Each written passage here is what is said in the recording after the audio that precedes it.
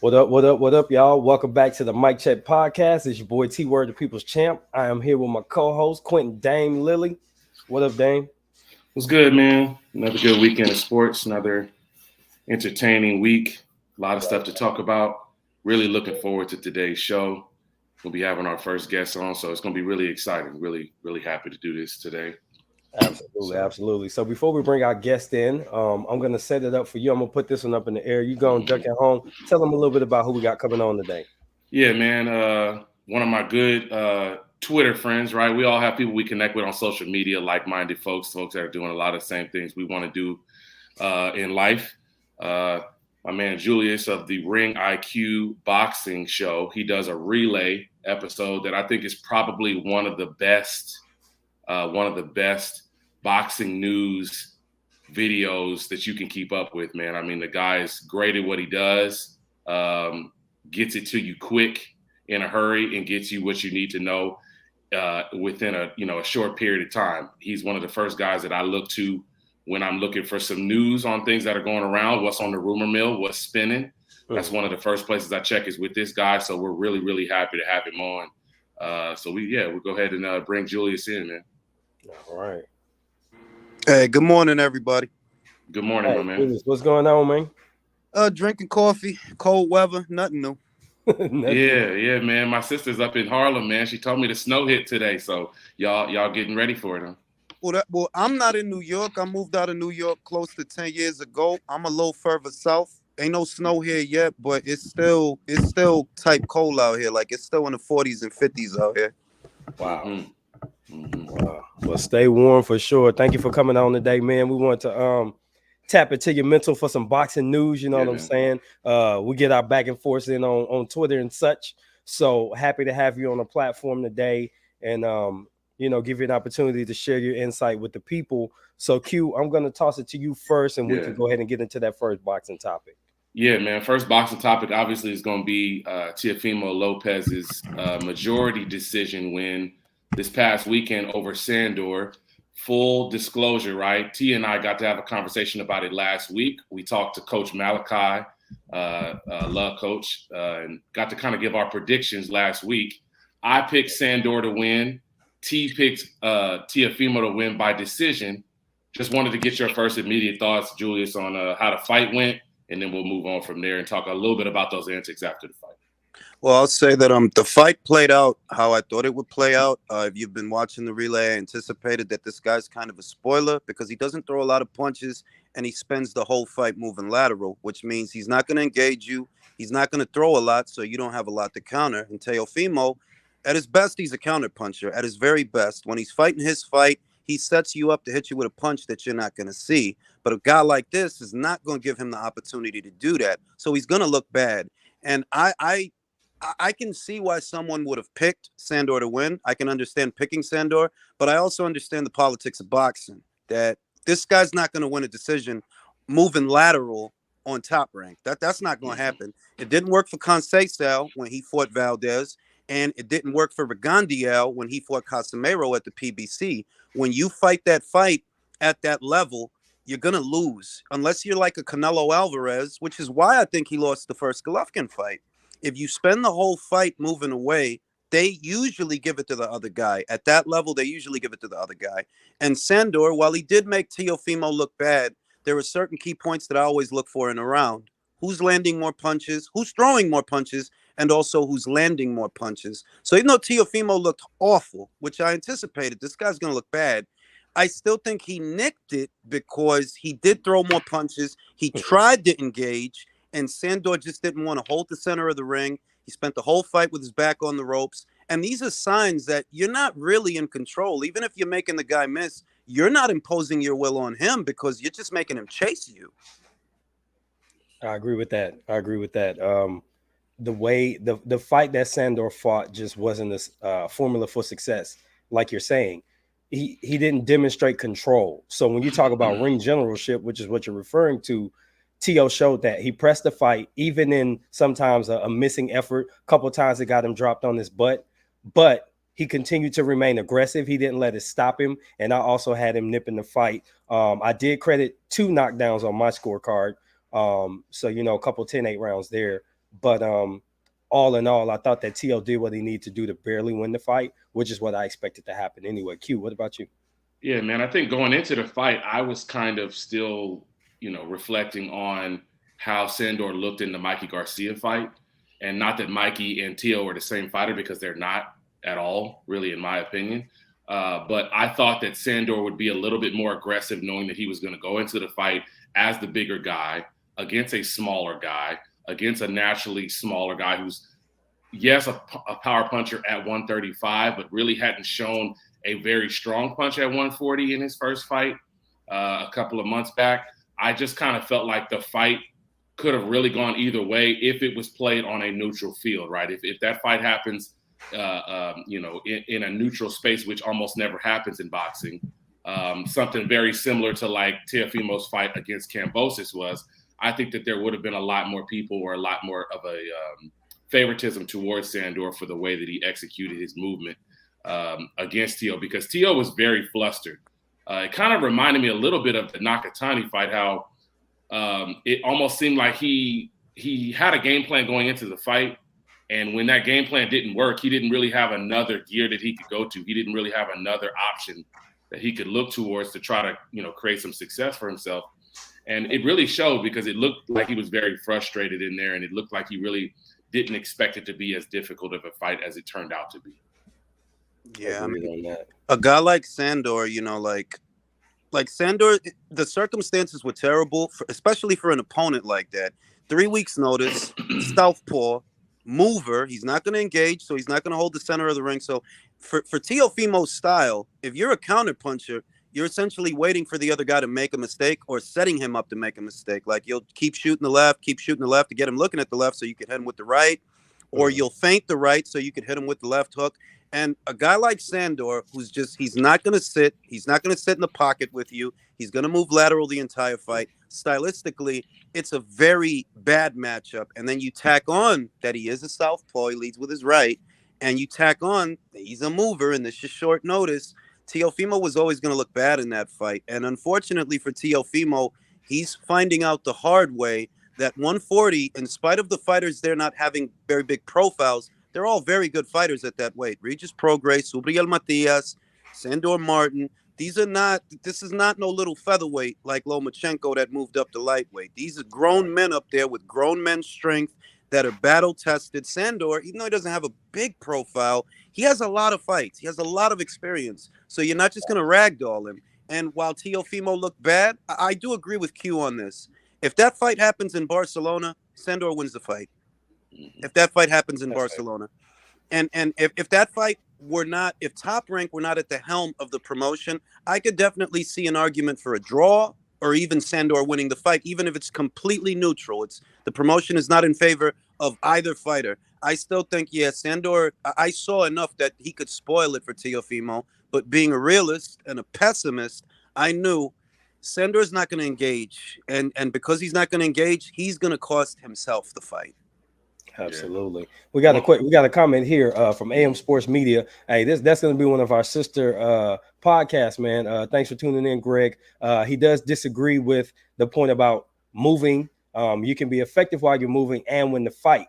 So I wanted to address that and say I do agree, and that kind of lends to the point that Q was making, that on a neutral territory, on neutral grounds, that probably would have been enough to win it, or at least get a draw. So you are correct. I think under the given circumstances, Top Rank card, this is the main event. This is pretty much their last big thing of the year. Of course, T.O. is going to win that if it's close enough to lean it his way. And that's just unfortunate. One of the circumstances of boxing that we do deal with. Q, I'm going to go ahead and throw it to you. You had something? Yeah, man. I think the one thing I was going to ask, just to follow up on that, Julius, man, is do you think that this is a sign of bad things to come when it comes to T.O. dealing with southpaws? Because if there's one thing that we know, is that 140 is littered with southpaws who are really, really good, really, really strong, and have a lot of experience. It seems like T.O. has struggled with some southpaws in the past. Is that something you think we're going to see moving forward? Not so much the southpaws, but that stylistic matchup. Like a guy like Sandor is a spoiler. Think Ray Robinson, up there at 47. He's a guy, a lot of people don't know him, but he'll make you look bad. He made Mean Machine look bad because he's a mover. He made Josh Kelly look bad because he's a mover. And if you're one of these guys that needs the opponent to be aggressive for you to do anything, well, you're shit out of luck. I honestly think Teofimo would have looked better opposite Barboza because Barboza's a little bit more aggressive. He'll give you a chance to punch him in the face, but a guy who's going to spend the whole night moving, he's going to make you look bad. He would make most guys look bad at 140, even if they win. Now, when it comes to Teofimo at 40, you'll know that I've never liked his chances at 140. I've never. You were big at lightweight. You're not big at 140. Those are grown men up there. Subriel Matias, Josh Taylor, Jack Catterall, Regis Prograis. I said it last week. If they put him in there with Regis puts him in a hospital. Yeah, he's not food. ready for that. Yeah, that's food. Yeah, I mean, the biggest thing, and it kind of stood out to me, really, was when I saw the face-off at the weigh-in between him and Sandor, and you realize that Tio is not 5'8". I don't know where they got that from, but Tio's not 5'8", bro. He might be 5'7.5". He's not 5'8". And you got to think about Josh Taylor is 5'11", right? You got to think about a lot of these guys, man, are, they're really welterweights shrinking down to super lightweight. A lot of the guys that he's going to be trying to face to get to these titles. So, I mean, I guess that kind of leads us to the last thing before we talk about the post-fight stuff is where do you think that this moves him forward next? What's the next move that you think that Bob wants to make for Tio, knowing how he looked in his first two fights at 140, what the landscape is as far as, the belts and everything else? Do you think they're going to feed him to Josh in the UK? I absolutely do. And I think that they may face some resistance on Teofimo's end of it, the managerial end of it, because, he looked terrible. The saving grace for Tio is that Josh Taylor has been at 140 for a very long time, and he may be struggling to make the weight. So he has that working for him. And Josh is more aggressive than Sandor Martin. You won't have to find him. He'll bring the fight to you. If you remember the Prograis fight, they fought most of that fight in the pocket. So you don't have to really chase Josh around to get off a couple of counter shots. The problem he has is if Josh can take his punch, and I believe that he can, he's in trouble. He's in trouble because he's not a big super lightweight. He wasn't really that big at lightweight. He was just bigger than Loma. You know what I mean? Like you were bigger than Loma, but Loma's a featherweight basically who moved up in weight because he couldn't get the fights that he wanted at feather and at super feather. So, and I've been saying it that I don't really like his chances against most of the guys at 40. Like you're a kid. You don't even have your grown man strength yet. Regis is a man. He's in his early 30s. Josh Taylor is a man. He's in his early 30s. You're a kid who beat I don't want to say undersized, but you beat a little guy, and that's your best victory. When they put him in there with a tall guy in Nakatani, you could see how uncomfortable he was, and he even said it after the fight. I don't want to fight no more tall guys, which is probably why he didn't want to fight Barboza. Barboza's a big kid for 140. So unfortunately for him, Bob may want to put him in that Taylor fight because that's the fight to make. That's a good money fight for Top Rank and Boxer and Sky Sports, who they have a deal with in the UK.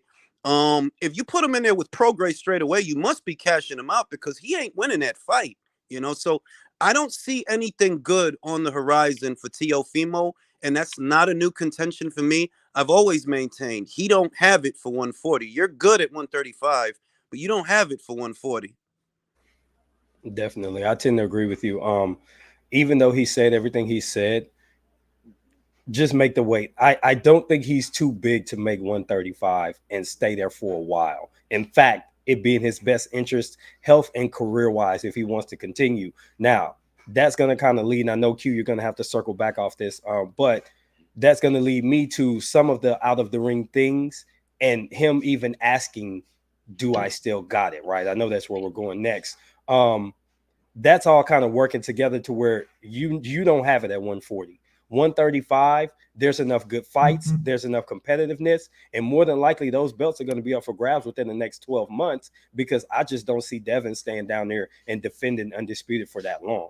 So I think that he has an opportunity to go back down to 135 and be a true player in that mix.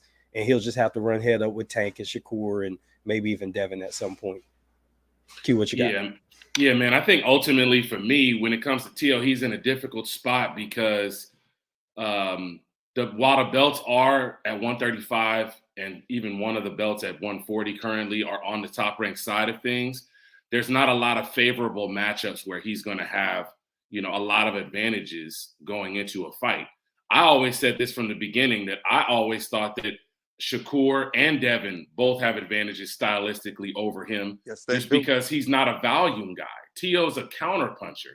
He's not a guy that wants to be a true pressure guy that's going to force true boxers to throw. And I think that that's the main issue that I've seen, is that it seems to me like a lot of what's going on out here is T.O.'s having a struggle with these styles that are not fitting to his liking. And I think that that's going to be something that's going to be a really hard look that he's going to have to take. But that leads us to what we were talking about before, and just getting everybody's overall thoughts on the post-fight antics, whether it was his interaction with his wife after the fight, as well as his own kind of recollection thoughts that he had out loud in the ring. I think it's one thing to have those thoughts and to wonder about those things when you have a bad outing or when you don't perform how you expect to. But it's a whole another thing to me when you say those things out loud. So what's your thoughts on that, Julius? I think that he's probably one of the most mismanaged fighters that I've ever seen. I've been watching boxing a very long time, and he's honestly one of the most mismanaged fighters that I've ever seen, because he has a splinter in his mind because of the Kambosos fight, and it's still there. You needed to run it back with that guy, 135, 140, wherever, so that you can settle yourself and settle your soul.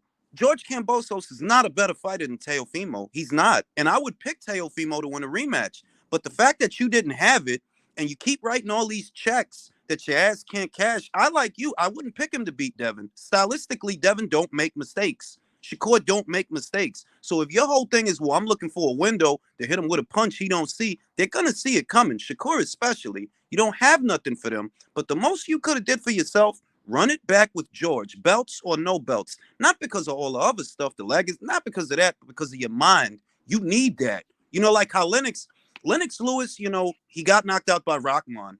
And Rahman tried to dip out on him that same year. He didn't want to give him the rematch. He took him to court to make sure, no, we're running it back. And he ran it back that same year, and he got that back. He needed that, you know what I mean? Teofimo didn't get that. And I honestly think he could beat George. But the way they got him, you moving too fast and you're not developing fast enough. Remember, Teofimo don't even have that many fights. And you was already talking about, I'm going to fight Josh Taylor. Yeah, he was talking shit to Regis Prograis last week. And it's like, yo, you haven't even really acclimated to this weight. You can't go from Campas and think you ready for a Taylor or a Cat. Nah, you bugging. So I don't want to knock him because I see that he got a lot of problems and shit. But at the same time, you write a lot of checks that your ass can't cash. This is not Loma no more. These are some decent sized guys for you. These are some decent sized guys, and you're not the biggest puncher in the room anymore. You might have been hot shit at 35, but this is 40. A lot of guys hit hard at 40. One of them got a body. One of them. So, you know what I mean? It's just where he at it. It's not looking good. Absolutely. I want to co-sign that and say that, I kind of think of T.O. after this fight, and, all of us pay attention to Twitter, and you just look at the responses from his fellow fighters, his peers, right? This dude is food. This dude ain't ready. They're kind of like, if y'all think about the Bugs Bunny cartoon where it's the two dudes that are stranded and they start looking at each other and one dude turns into like a hot dog and the other one turns into a hamburger. That dude look like a hamburger to everybody at 140 right now. And it's going to be a problem for him if he stays there. So, and not to mention when you look outside the ring, if you've got all these distractions going on in your personal life, you got to take some time away and figure that out, because you're never going to be able to get the max out of what your potential is if you're dealing with something at home with your old lady, trying to figure out parenting stuff. You need to find a really good trainer / coach. You got a lot that you need to figure out before you even get back in the ring, whatever they got planned for you, unless you're looking to cash out and get out the game. And if you're questioning yourself anyway, you might need to just cash yourself out. What's the biggest fight? What's going to bring in the most money? And I just need to go do that and just call it a day. Just pack it in.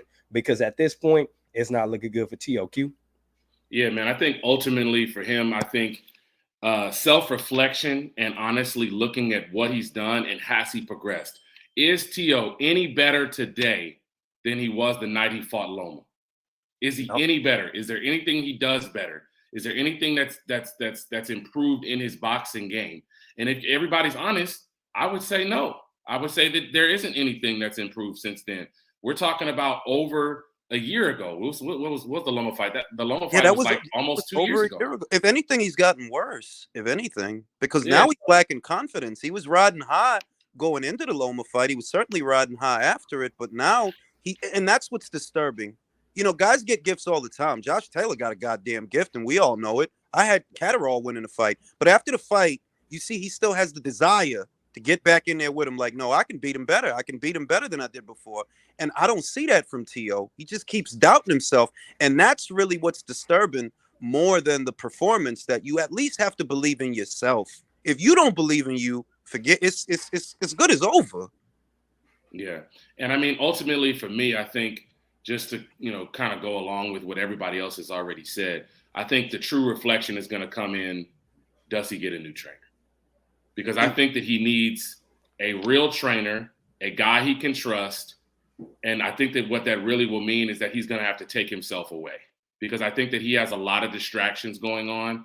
And I'm not one to say that you need to pull yourself away from what you have going on personally in your life. Take care of that. This is a great time to do that. It's the holidays. He's going to have a long break. I don't expect to see him probably back in the ring realistically, probably until March or April. So take the next 2 months to really focus on that. But when he comes back to boxing, when he comes back to going back to training camp, I think that's when he really needs to look at who as a trainer can I trust that's going to be honest with me, that's going to help me get to where I need to get to and work on the things that I need to work on. Because his dad is too much into this rah hype you up. Him and Tunde Ajayi are very, very similar in my mind. Yes. Guys that are great for motivation, guys that might be great, to have around you to kind of keep you, in good spirits, so to speak. But when it comes to the technical aspect, when it comes to making adjustments in fights, when it comes to helping you to develop your game outside of your fights, I think he needs another trainer. And you don't have to go any further than to look at all of the great fighters. Almost every great fighter that ever reached their full potential had more than one trainer. Yes. So it's not saying anything to say, hey, Dad, listen, I love you. I appreciate you. I appreciate everything you've done to get me to this point, because he was the person that helped him get to the Loma fight. He was the person that helped him to accomplish all the things he did. But I need you to take a step back, whether that means him not being the main trainer and just being number two, or whether that means him just being a part of his management team. Maybe he's going to just be his manager. I don't know. But something drastically needs to change between now and his next fight, because if it doesn't, ultimately it's going to catch up to him, because the walls are closing in on him.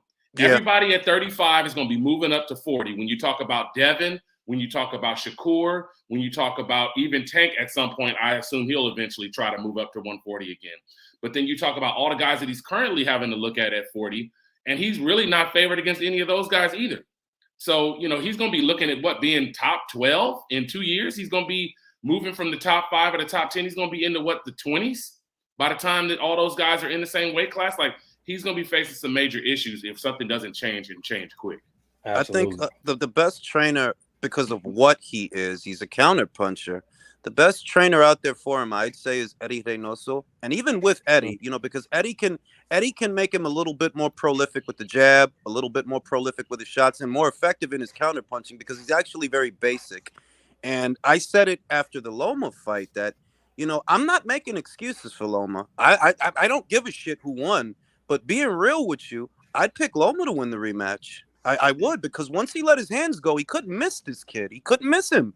So, it is what it is. And even with a Eddie Reynoso in his corner, I would still pick Shakur to beat him. I would still pick Devin to beat him. Why? Because of what you are. You're a counterpuncher. Those guys don't make mistakes. They're pure boxers. They're going to stay behind that jab. They're not going to give you much to counter, much to capitalize on. They're going to manage the distance better than you do. We see that this kid struggles to manage the distance against a variety of fighters, tall fighters, short fighters, moving fighters, southpaws. He struggles to manage the distance. Shakur, he's thinking maybe 5 to 10 steps ahead of you while he's fighting you. Yeah. So it's not looking. It's really not looking good. But if I had to pick a trainer for this kid based on what he is, you're a counter puncher. You need to be busier. You need Eddie Reynoso. That would be the best fit for him. I can definitely agree with that. Before we jump into the next boxing topic, I do want to cover some of these comments. We got Denise Lilly. I agree. T.O. doesn't have the self-confidence to be successful at 140. That and he's missing some tools. AM Sports Media says, I agree. He's not a better fighter than he was. He let the Loma win go to his head. The loss to Kambosos after the belief that you're the best is very damaging. Man, you said a mouthful, and I do agree with that. We're going to move forward and talk about the other big fight that happened this weekend. It wasn't Manny Pacquiao against DKU. It was actually the number one pound-for-pound fighter, the WBO reigning champion. We're talking about one Terence Crawford. And Q, I'm going to kick it your way first and go ahead and set this thing up for us, bro. Set the table. Yeah, man, I think there was a lot of kind of controversy that went into the lead up to this fight, and it was really interesting to see how the fight was going to be received. I'll be really interested to see if BLK Prime decides to put out a number, even if it's not an astronomical number as far as pay-per-view buys.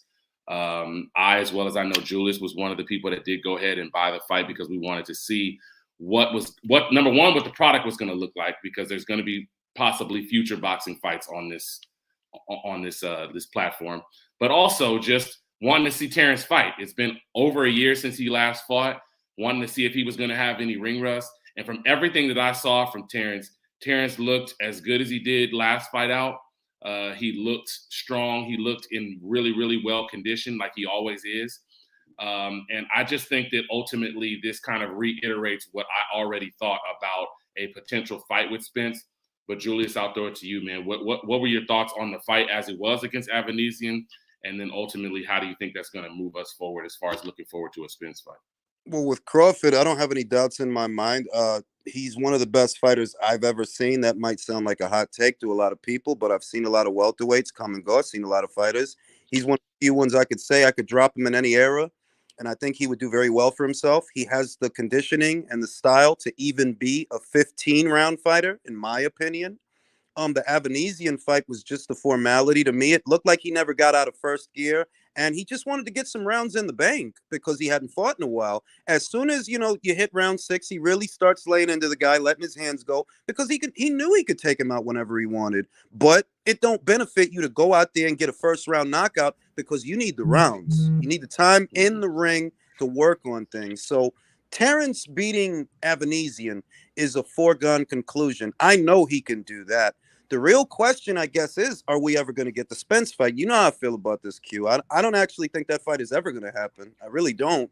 And I'm just wondering if Virgil, and I'm going to come right out and say it because I'm sick of dancing around the subject, is Virgil going to find his nuts and fight this fucking guy? Because I'm sick of hearing about this bullshit that Bud is ducking Virgil. Bro, if you wanted fucking Bud, you wouldn't be petitioning the WBA for Stanionis. You'd be petitioning the WBO. So, I mean, I'm tired of people using that kid's name the way that they're using it because it's bullshit. Keith Thurman didn't want to fight him. Virgil don't want to fight him. And look, Ennis is nice. Don't get me wrong.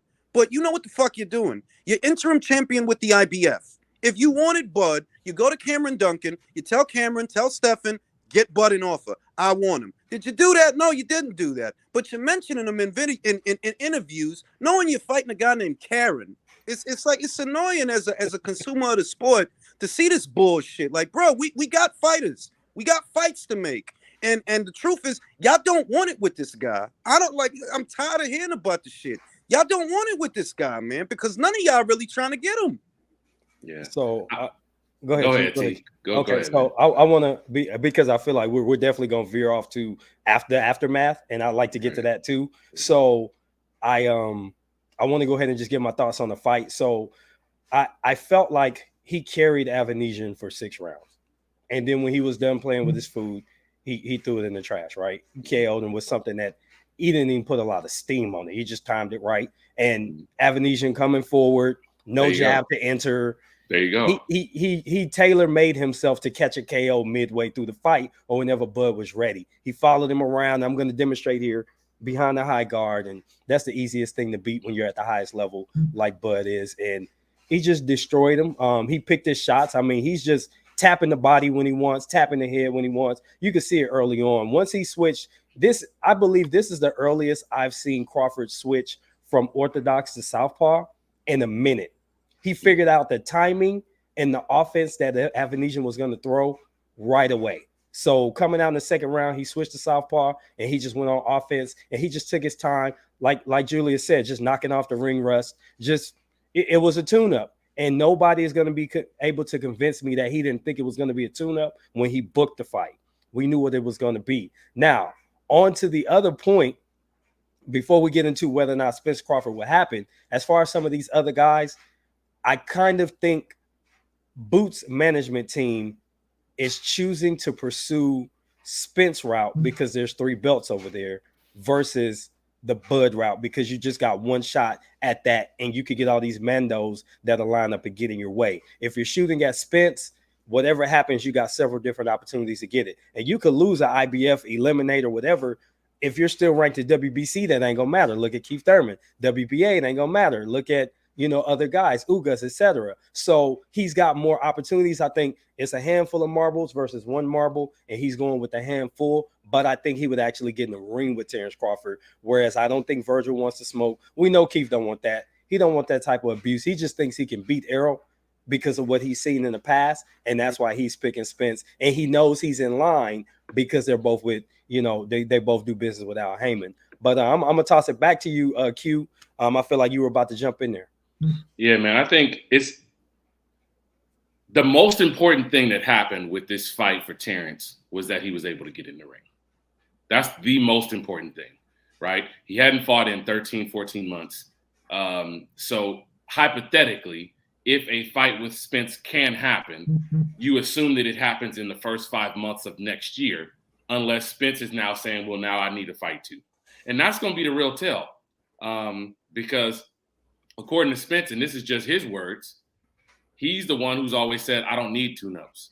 So that's something that he would have to decide if he needs to have a fight before he fights Crawford, if he wants to fight Crawford. And the one thing I will say is that while I'm not holding my breath to see the fight happen, because there's a lot of things that could possibly get in the way of it, I still think that it's a possibility of happening because of the fact that I don't really see where Spence can go from here. I mean, unless he's going to fight Ennis, unless he's going to fight Virgil, which is a big fight here in Dallas. It's a big fight in the DFW area. I don't see where he goes because it doesn't look like at this point that Jermel's got any plans to move up. Jamal hasn't fought yet, so it doesn't look like he's moving to 68 yet. So I don't really see what other is for Spence to make the kind of money that he probably wants to make, because he's pretty much done everything he can do at 147 within the PBC universe other than an Ennis fight. So I really don't see where else he could go from here. But as far as Crawford did what he was supposed to do, and there's no shame in that because there's a lot of guys out here that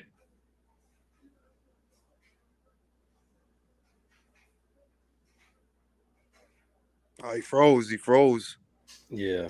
Not the same. Right. Oh, okay. Hold on, Q. I'm hey, sorry, run that back bad. a little bit, bro. Yeah, froze up. Yeah. Run that back. You were talking about there's a lot of guys. Go ahead. Yeah, I was just saying that there's a lot of guys who get into fights with guys that are at a lower level than them, that they don't perform up to their expectations, right? They have a disappointing outing. And the one thing we can say is that Terence didn't have that, because Terence used a couple of rounds to find distance. He used a couple of rounds to probably work on some things that he wants to work on to kind of knock the rust off. And then he cleaned him out of there when he was ready, good and ready. And the one thing I will say as far as the KO is concerned is Terence is a guy who has like that, withery, sneaky power where it doesn't look like he's putting a lot on his punches, but because he's able to time you when you're coming in, it's double the impact. And I think that that's kind of what's helped him to have a lot of success at 147, is being able to be quicker on the draw than a lot of these other guys.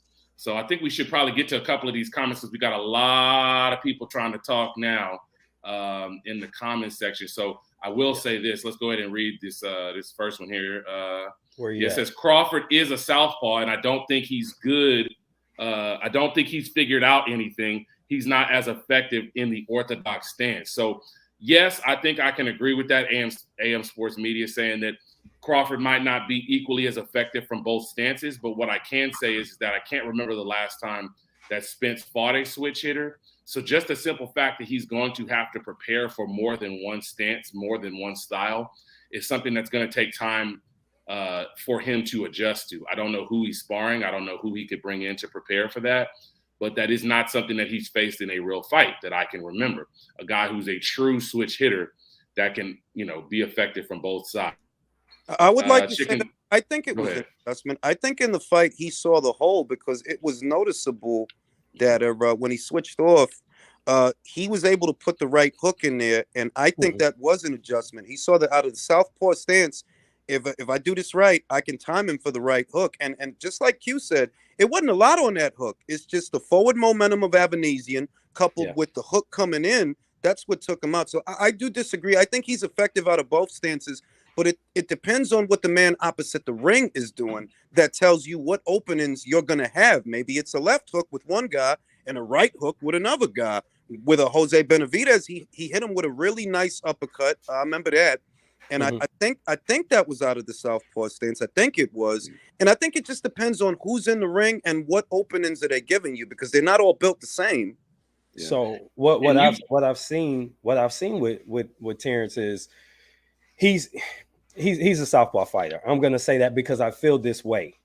He uses the orthodox stance to get the range, find your timing, see your habits, and give you something you're used to seeing. Because 80% of the dudes in the gym are orthodox, and he's giving you a look for you to get comfortable going into your bag. He's giving you that look. He's already adept at switching stances. He doesn't really initiate much offense from the orthodox stance. Now, when you switch to southpaw, all of a sudden he can create angles that you're not prepared for because you've gotten comfortable seeing him orthodox. I believe against Sean Porter, I believe it was about the third round before he actually got settled. And he doesn't switch back and forth during the round like Boots does and a couple other dudes do. I think Bam Rodriguez does it sometimes too. He picks a side at the beginning of the round and he sticks with it, win or lose that round. So I do believe that he's more effective from the southpaw stance, especially at this point. Now that he is slowing down because he's 35, he's slowing down a little bit. I just think that he doesn't have to work as hard to create the angles as a southpaw, and that's probably where he spends a lot of time in the gym. I have to go back and watch him hit the mitts. Go ahead, Q. Yeah, I was just going to read the comment that we have from Chicken Talk. It says here, Virgil petitioned the WBA while Spence and Bub were negotiating so he can position himself as the next for the winner, since the WBO isn't due until April or May. Well, Chicken Talk, here's what I would ask. When was this Spence Crawford fight actually supposed to happen? Because from everything that I've read is there was one date in November, but that came through around the late part of the summer when they were talking about trying to do it in November. Before that, they said they were trying to do it in September and that Canelo should move off of his date with Triple G. And then they said that they were going to be trying to do it next year. Well, the last date that they were negotiating for would have been to do it early next year. So that would be right after the time that Spence and Crawford winner has been decided, April or May. So he could have very easily petitioned the WBO.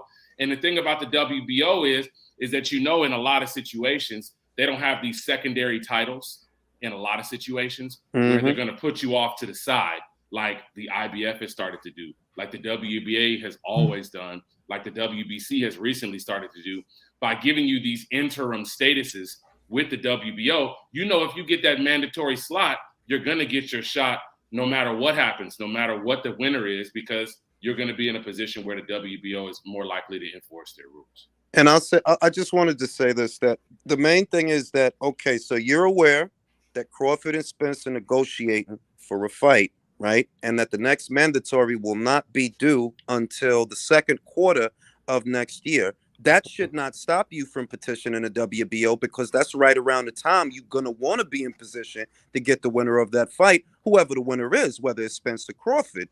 In other words, there's no reason you shouldn't have petitioned the WBO. You petition them now so that you can be in position later. The most glaring example is what happened with Demetrius Andre. He satisfied a mandatory in Liam Williams. Right after that, Top Rank comes up with Yanni Beck. He fights Jason Quigley in the middle, and they come right at him again with another mandatory. Why? Because he petitioned for it. If you want to fight, you got to go get the fight. And near as I could tell, it's not like it's going to be easy to make Virgil Ortiz versus Errol Spence Jr. Oscar's not going to send Virgil to Showtime. You know, like he don't have enough bodies to spare. Bad enough he already got Ryan over there. Zerto just lost. He don't got enough bodies to spare at Golden Boy Promotions. I don't think for a second he want to sacrifice Virgil to Showtime. But I also don't think he want to sacrifice him to Bud. That's why you over here talking about Stanionis. You see what I mean? That's why you talking about him. I don't actually think it's Oscar's intention to make the fight with Spence so much as he wants to put Virgil in a position to pick up a vacant title. Just have him beat Stanionis, hold on to the Reggie, and then whenever Spence decides to move up, then you'll pick up his vacant title. That's what I think the play is. And the ironic part about that too, Jules, I'll say this, is that what you're describing is literally the same thing that Boots is doing right now with the IBF. It's the same thing. It's the same play. It's the same play, man.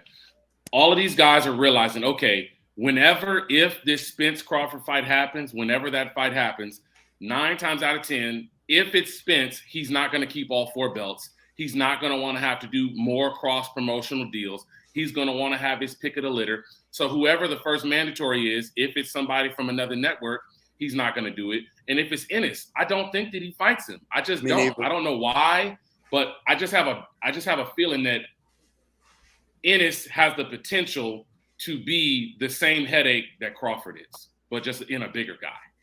Now, he hasn't proven it. There's nothing to back it up. There's nothing that I've seen on tape that I can tell you that I know for a fact that Ennis is going to be that kind of a fighter.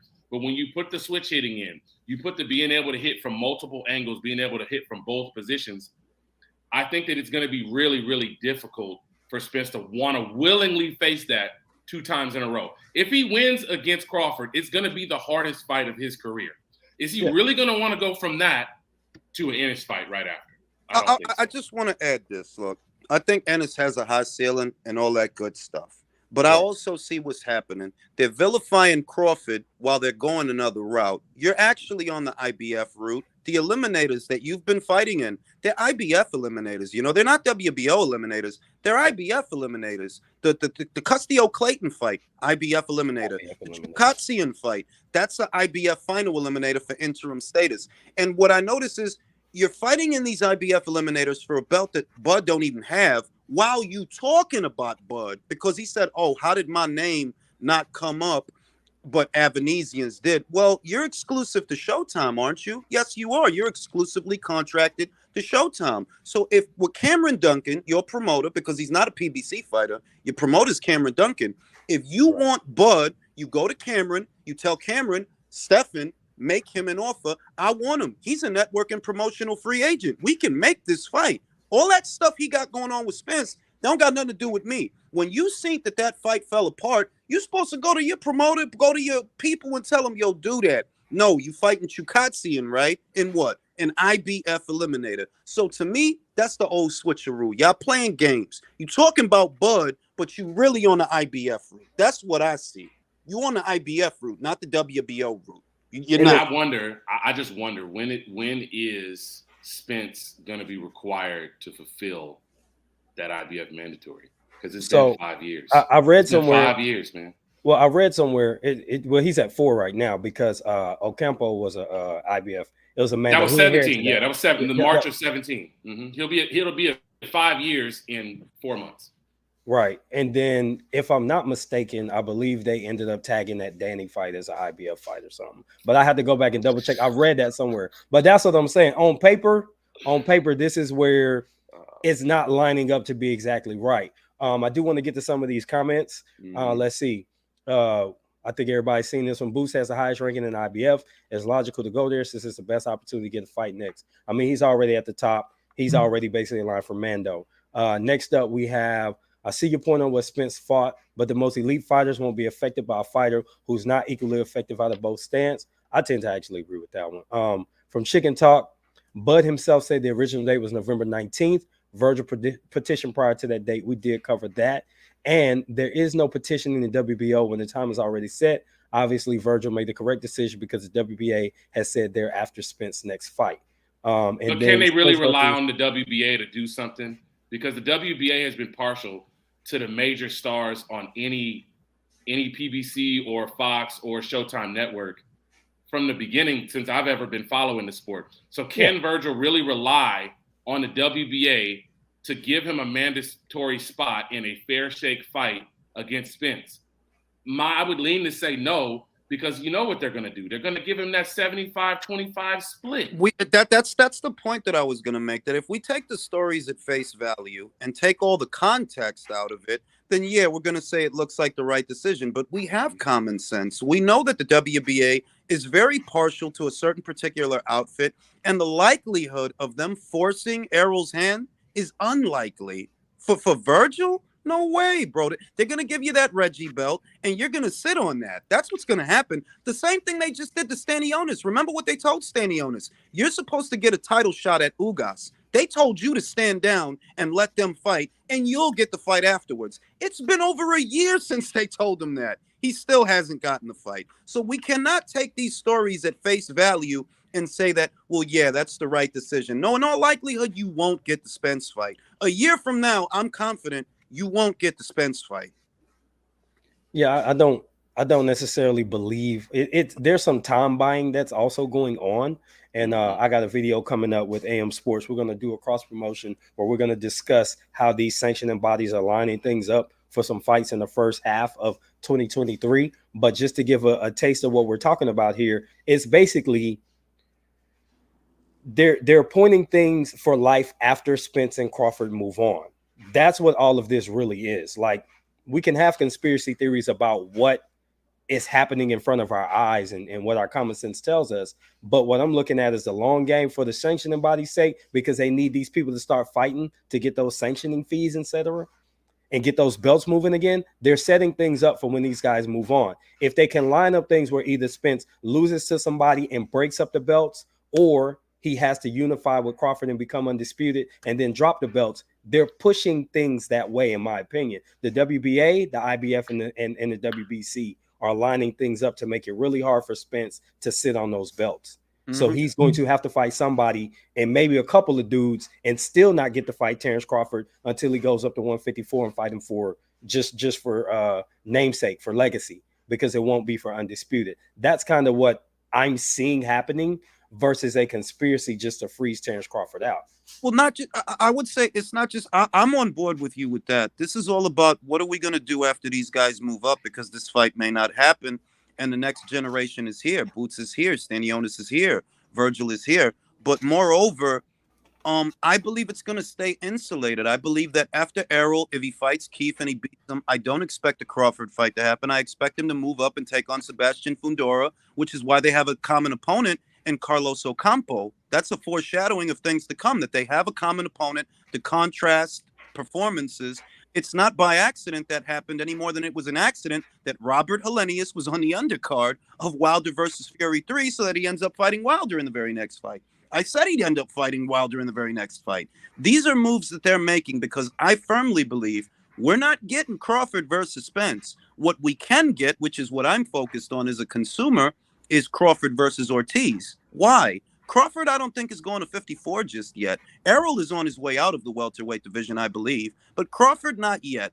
And you can still do a big fight with Terence if you give him a 2-fight deal. If you're Golden Boy, give him a 2-fight deal. Give him Alexis Rocha as the first fight of the deal to build up the Ortiz fight. You can do that. Mm-hmm. But as far as those other belts, Virgil doesn't really have access to them. He doesn't. The IBF, you'd have to go through Ennis to get at that.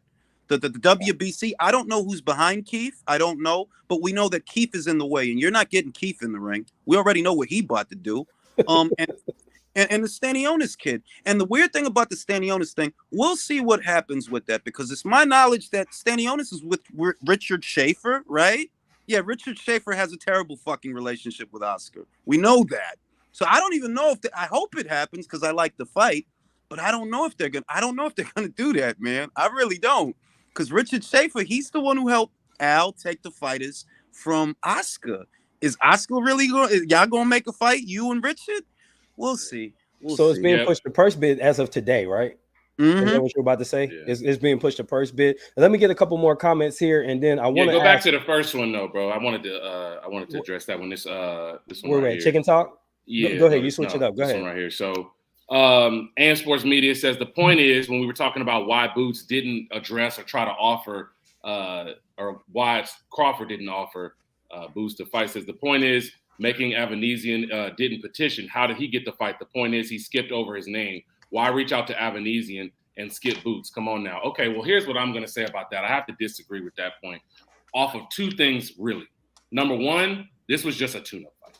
This wasn't a fight that was supposed to be something people were highly anticipating, something that people were really looking forward to. There wasn't a lot of promotion that went into this fight because it was kind of just a plan B option, realistically.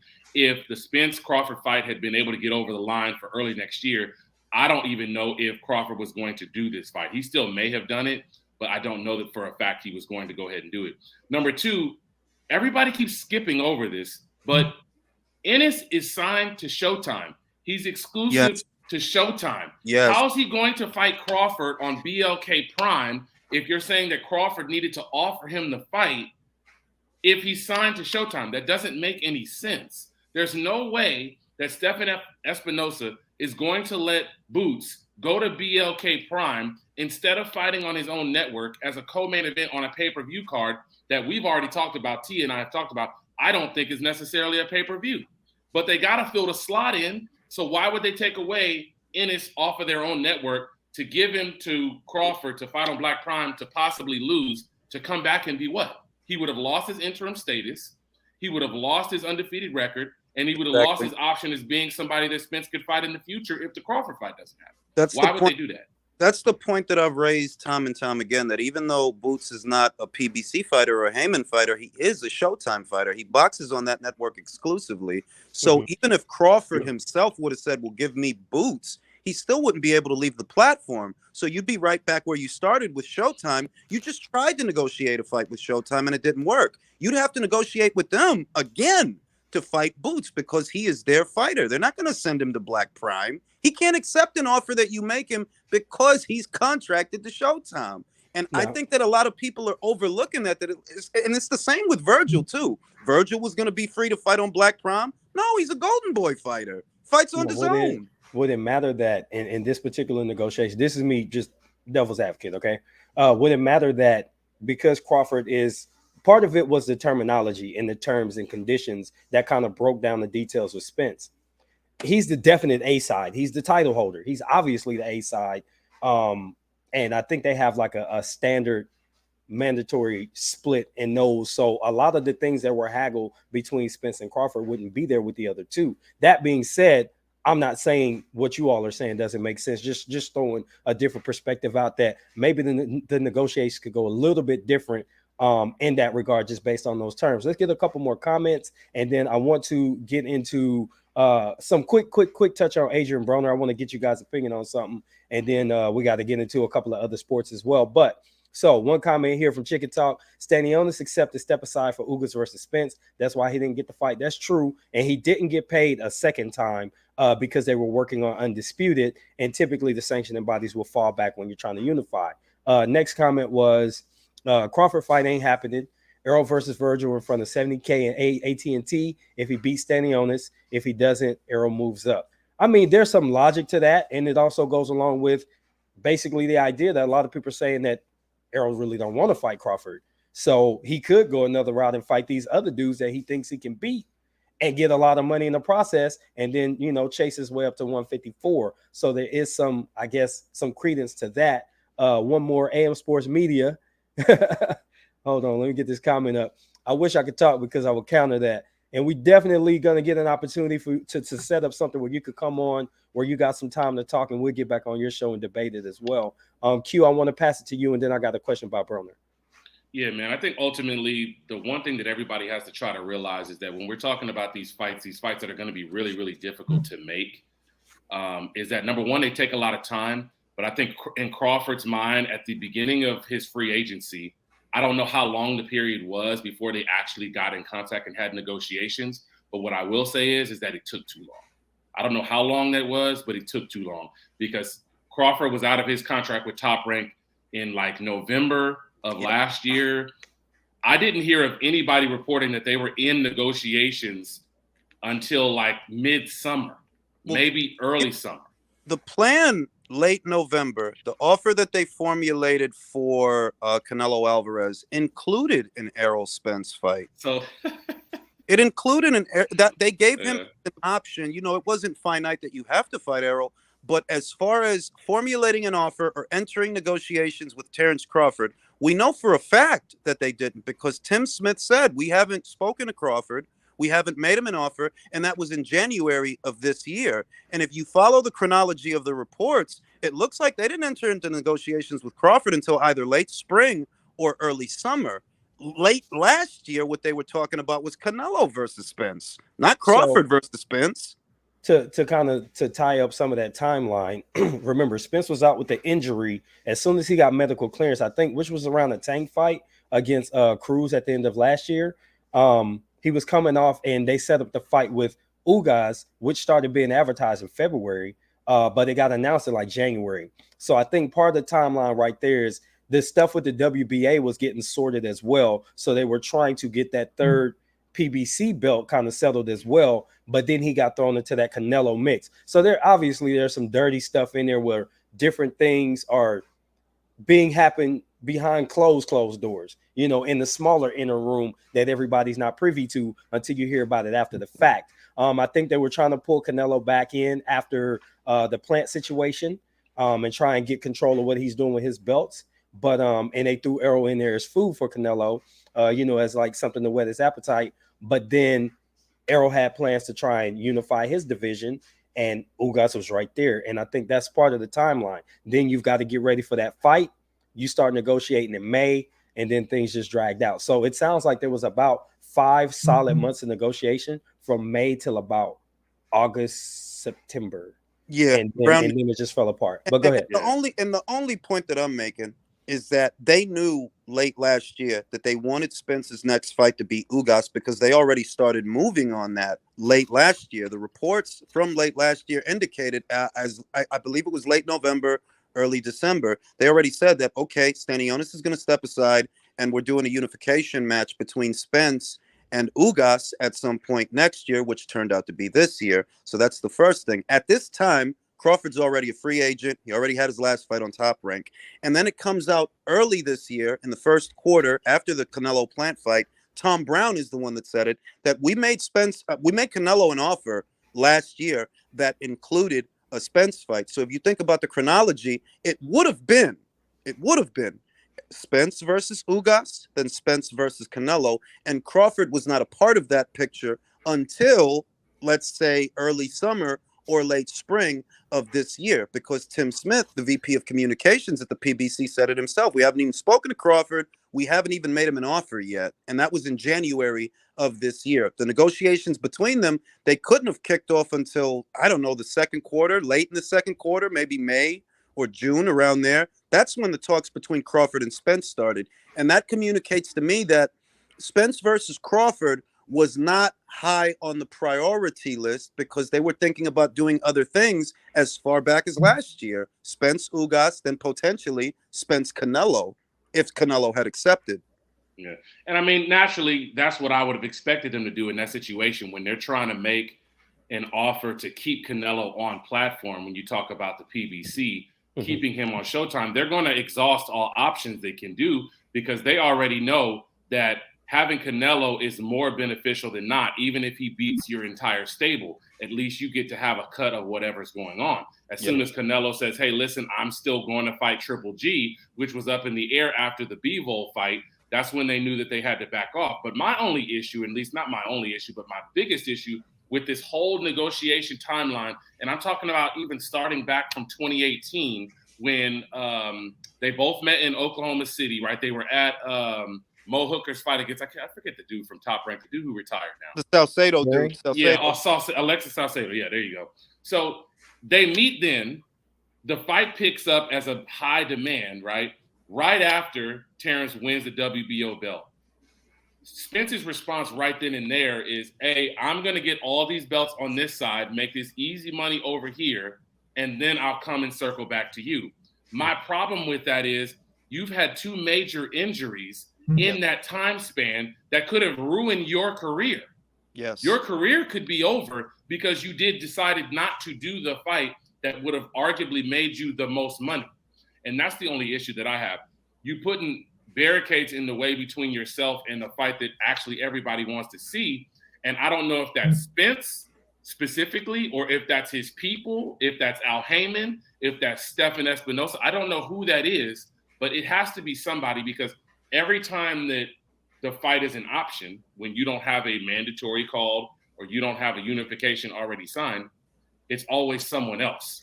And that can't just be a coincidence 2 or 3 times now. I think that the tragedy is that the ideal deal structure would have been, let Top Rank foot the bill for Bud, let PBC foot the bill for Errol, let them promote the fight jointly on their respective platforms to get the fight maximum exposure and maximum return.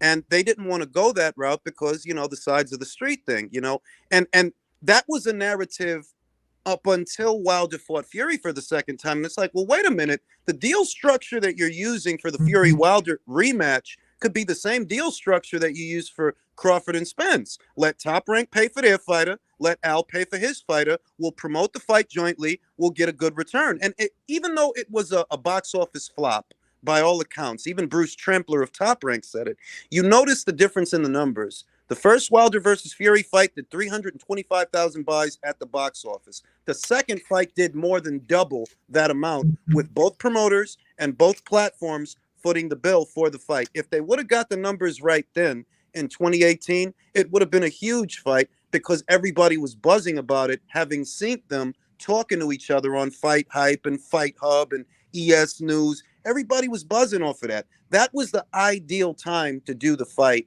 without the filler of Sean Porter and Danny Garcia and the injuries. To me, the fight is ruined. I don't really expect to see it. I think they're just salvaging at this point what remains of Errol's career, because when you get hit by a car or when you're ejected by a car, believe you me, you're not going to be the same after that. You're just not. And I don't think Errol is now the fighter that I saw fight Kell Brook in Sheffield. I firmly believe he's not the same guy. He doesn't take a punch as well as he used to, and it's noticeable. I noticed it in the Ugas fight. Ugas only got through with a couple of shots, but he froze every time he was touched by those shots, and I didn't like that. He didn't used to be that way, you know. Brook touched him a couple of times with some jabs, but he didn't look that way when Brook touched him. Now, he looks a little bit more fragile to me, which is, hey, look, you had a detached retina. You were ejected from a Ferrari. You landed on your face. They had to replace your teeth. These are not small injuries. Believe that they're not, you know, that jostling of the brain. And it's sad, but I've always maintained for 4 years, we're not getting this fight. Wow, man, that's tough. I mean, I would love to see it. I want to read these couple of comments, then we're going to throw that question out I have for you guys. So this is Chicken Talk. By the way, he has a really cool platform. He does a lot of stuff on the spaces on he just had Tank on his spaces on Twitter. So if you don't already rock with him, go ahead and check him out. They didn't negotiate with Bud because they were making Spence Ugas. Meanwhile, Bud was supposed to fight in June or July, like Bo Mac told him in April. What happened to that? We'll definitely have to get on that when we get some more time. Another point. Also, when I interviewed Blue Blood, he said they communicated with Bud in April so they can make a BLK Prime tune-up back then. So that means that there at least was some plan B on Crawford's part to try and set something up, because maybe he didn't have the confidence that he could get the Spence fight either, just based on the timeline from 2018 when he became the WBO champ going forward. Maybe he just had to look for something else. Very possible. Standing on this is going to be on Chicken Talk tomorrow in the spaces at 2 p.m. Eastern. So that's going to be 1 p.m. Central. So for those watching and listening, check that out. So I do want to throw one more thing out there. Adrian Broner finally announced a fight, and just briefly, and then we're going to jump over to basketball. What do you guys think about what you saw of Adrian Broner in his interviews at the venue during fight week for Crawford and his potential matchup? Just what do you guys think about that? Q? Yeah, I think happy for Adrian that he's able to kind of get the opportunity to be active as much as he wants to be. Hopefully he's able to make it to those fights. He's had a lot of outside the ring issues, very similar to Teofimo, more accomplished than Teofimo in my opinion. Yeah. But he's had a lot of issues very similar to Teofimo outside the ring that have probably slowed his career down a lot more than they probably should have. I just don't know what 3 fights on BLK Prime looks like, because I don't know what kind of stable they're going to have of options for him to fight. I don't know. I mean, I guess it's going to be some free agent guys, maybe a few European guys that are not necessarily signed to an American broadcaster that have some flexibility in that aspect. I mean, I don't even know what weight it's going to be at. That's the other thing. Yeah. Is it going to be a catch weight fight at 150? Jules, you and I talked about this the night of the fights going on. Is it going to be a catch weight fight? Is this going to be a fight at 154 so he doesn't have to kill himself making weight? It's very obvious that he's not close to weight yet. So if they're talking about doing this fight in the early part of the spring, then, I mean, it's going to be really interesting to see how and when he gets those 3 fights in, if he's able to, because ultimately you got to have a stable. And that's the one thing that all of these promoters are fighting over, all these platforms are fighting over, is having a stable, because ultimately, it's really, really difficult to get fights done with other promoters and other platforms, which is why you got to get your guys locked in on your side of the fence, so to speak, so that you can have other options for your own people to fight. I just don't know what options he's going to have. It'll be interesting to see how his first fight goes, because it's been a very long time since he's been in the ring. Yes, it has. Julius, what you think, bro? I mean, I saw Broner's condition at the fight, and, he's obviously not on weight, and who he's fighting. And then there's the deal structure. They said he's got a 3-fight deal worth a $10 million value. What 3 fights can you get Adrian Broner? Ivan Redkach being the debut fight under the promotion already tells the story. That it's Ivan Redkach, the guy who faked the nut shot with Regis Prograis on Triller. That guy, we know he's not a dedicated fighter. We know that Ivan isn't. Broner's issues, it's a mixed bag, because Broner has been a disgruntled customer for a very long time. I firmly believe that he pulled out of the Figueroa fight because the value of the Figueroa fight was less than what he was offered for the Conor Benn fight. Eddie Hearn said that he offered him a multi-million-dollar offer to fight Conor Benn. And I don't think Showtime offered him a multi-million-dollar offer for Figueroa. They're at a crossroads fight. They're not going to give him $4 or $5 million for that fight.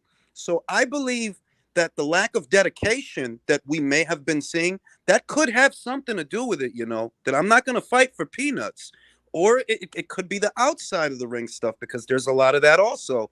Broner is a mixed bag, because he's been a disgruntled customer for a very long time, and he's been very vocal about it, more so than anybody else at the PBC when he was there. When he talked to Queen's Flip, he let a lot of jewels out. A lot of cats got out the bag in that conversation, about what's going on over there, and why we're seeing this proliferation of pay-per-views that are not pay-per-view worthy. We saw a text message that he directed towards Al Heyman about his finances, that he wants his money, yada, yada, yada. So I don't know if the lack of dedication that I've been seeing from Broner relates to that, or is it just that he's fighting for a check? It's very hard to interpret his psychology right now. Yeah, it's definitely questionable. Just to close it out, I wish the best for AB, because I really like him. He's super entertaining. When he was at his best, the man could really get in there and throw down. So it's something that you want in boxing. You need the ABs in boxing to make regular matches bigger, because when you think of the way that he's going to market a fight, it's like old school, where like you really felt like, hey, I got beef with you and we're going to get in there and settle it with these hands. But you knew 2 things. He was going to talk to you about the butt whooping he wanted to issue, and then he was going to get in the ring and damn sure try to do it. You could respect that about him until it got to a certain point where his mouth was writing checks, his butt couldn't cash, and I just felt like he moved up too far in weight. And now all these out of ring struggles and the lifestyle just caught up with him, and now Father Time is against him. So I hope the best for AB. We'll see how it goes, but I think we're gonna drop it on boxing right there, man. We gotta get into some basketball, but Julius, you're welcome to hang around, talk basketball if you choose, man. If not, we definitely want you to plug your platform before you go and let the people know how to check out your stuff. Oh, well, I'm right here on YouTube, Ring IQ Boxing Talk, also on Twitter, also on Instagram. Gentlemen, it's been a pleasure. I'm going to sign off right here. Look forward to talking to y'all again. Appreciate it, Jules. As always, brother. All right, man. So that's Julius of the Ring IQ. He runs the Relay. As he said already, please check him out. Love the kind of stuff he does. He also does some Zoom interviews as well, very similar to Chicken Talk. And what Julius is really great with, that I will say, and we will be getting into this as well moving forward, is going to be women's boxing, man. Oh, yeah. He is up on women's boxing like nobody else that I know of on the YouTube space. So that's definitely a place to go if you're looking to try to get into women's boxing.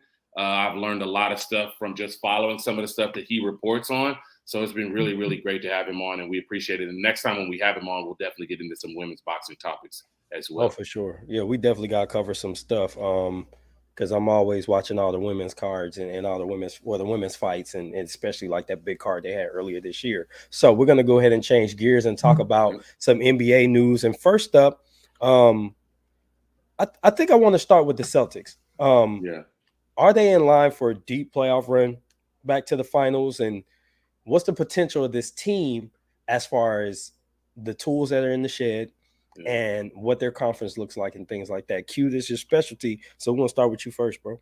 Yeah, man, I think they're definitely primed and ready. I think that they're a better team even this year than last year. And I think the one person that's made it a huge difference, really, it was not one person. I'd probably say two people. I think is the consistency of Jaylen Brown, because Jaylen has really grown his game into becoming now a 25 plus a night scorer, right? Before, he was a guy that could get you 30, get you 40 on occasion, but he wasn't as consistent of a scorer as he has been this year. The dude is up to almost 27 points a game.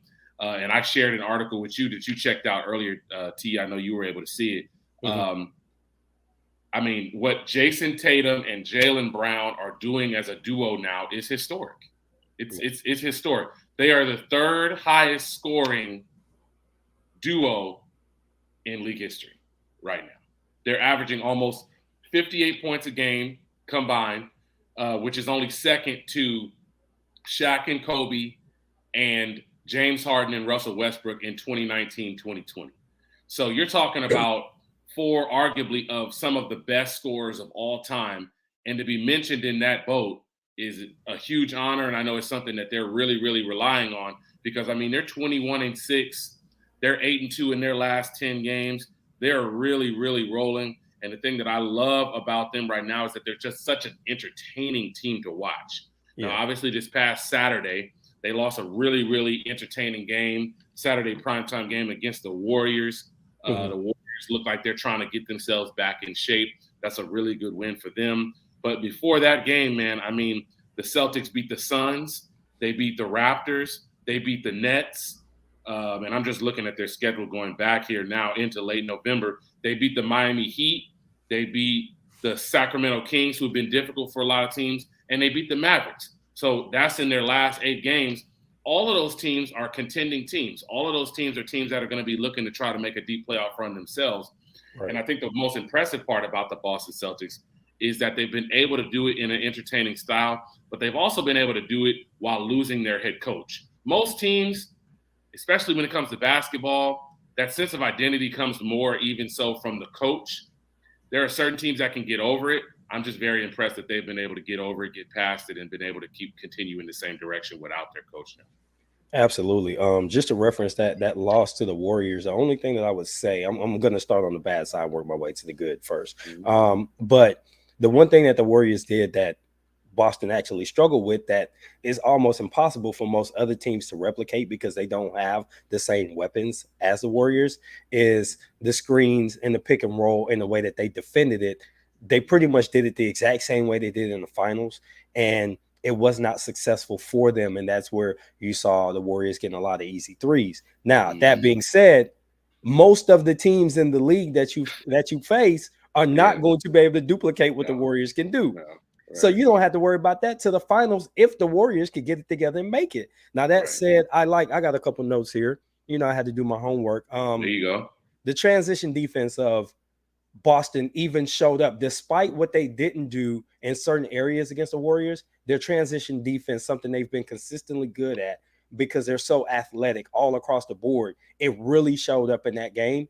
And it shows up when they play most opponents because they know how to get up the floor, they get turnovers, and they turn it into points really well. And for teams that are successful, you'll notice that transition defense is important and turning that into fast break buckets and such. And I think that Boston is really geared to do that because you do have young players who can move around. They're active.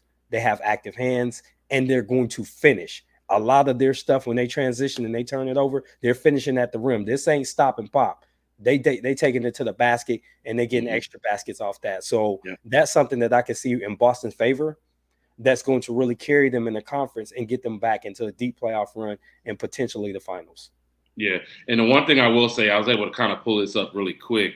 When you talk about the difference maker that Malcolm Brogdon has been, you got to remember Malcolm Brogdon is a guy who's been he was a great college player at Virginia. He was a really, really good point guard that was actually the leading scorer for the Indiana Pacers for a couple of seasons. He gets then and signs with Boston this offseason. And not only does he agree to the role of being the team's sixth man when arguably he could be a starter very well, but he's thriving in this role, man. I mean, I'm looking at his stats here, man. I mean, the dude is averaging 14 points, 4 rebounds, and 4 assists, and that's coming off the bench where he's playing less than 30 minutes a game. I think he's playing like 29 and a half minutes a game.